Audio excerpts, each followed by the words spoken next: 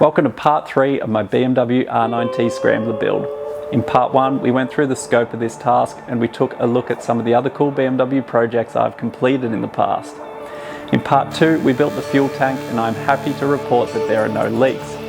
Right here in part 3 we cut up the factory exhaust and remake it a little higher, flow a little freer, sound a lot more like the 110 horsepower hot rod that this R9T is. So let's get into building that exhaust.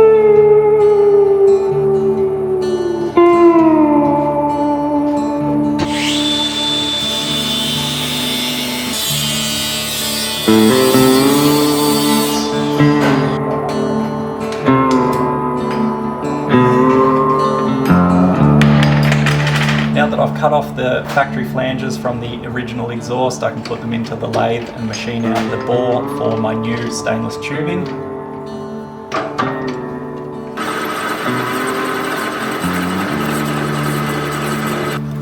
So now that they're machined up, they fit my new exhaust diameter perfectly, which will allow us to make our exhaust from these flanges. And one thing that you mustn't forget whilst welding your exhaust up is these bolt-on flanges which secure this to the head. You've got to slip those over prior to welding everything up, otherwise you'll have to cut it apart.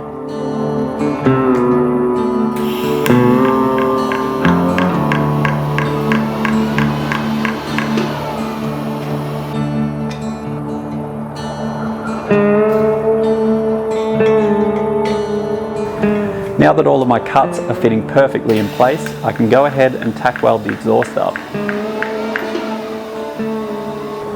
I like to get everything fitted with one tack weld and then add another 3 evenly spaced around the joint, and this reduces the warping that could occur if you only had one side of the pipe tacked. I have my SWS Allen TIG switched over onto DC and use its infinite adjustability to fine tune the pulse setting. For stainless exhaust tube, I like to run a hard and fast pulse setting. Lots of peak amperage happening in just 10% of the time, where my background amperage is very low, effectively adding very little heat, but creating a nice fluid weld pool. I like my tungsten sharpened to a fine point at something like 20 degrees at all times. Running pre and post flow of gas helps protect both the tungsten and the stainless steel.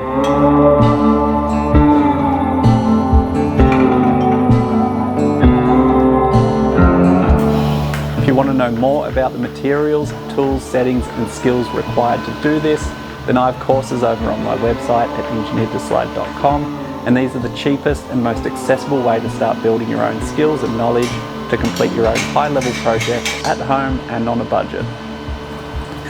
With that complete, I can now remove it off the bike and start positioning the O2 bumps.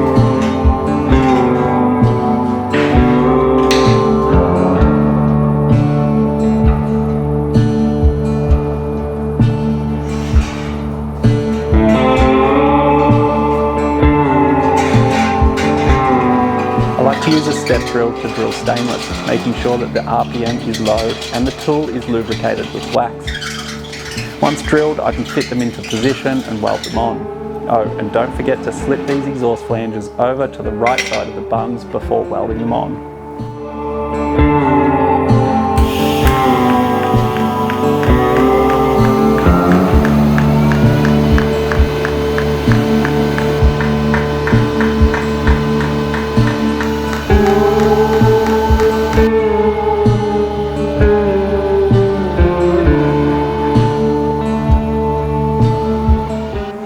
Now that my exhaust is completely welded up, I can go ahead and fit it back onto the bike, making sure that those O2 sensors are tightened up in place. But I'm really happy with the results here. That's the exhaust now ticked off the list, and that was the next big item on top of the fuel tank that we fabricated. So now we're just onto the finishing stages of this build, so I'll get back onto the laptop, start designing those. Yeah, that wraps this stage up and onto the next.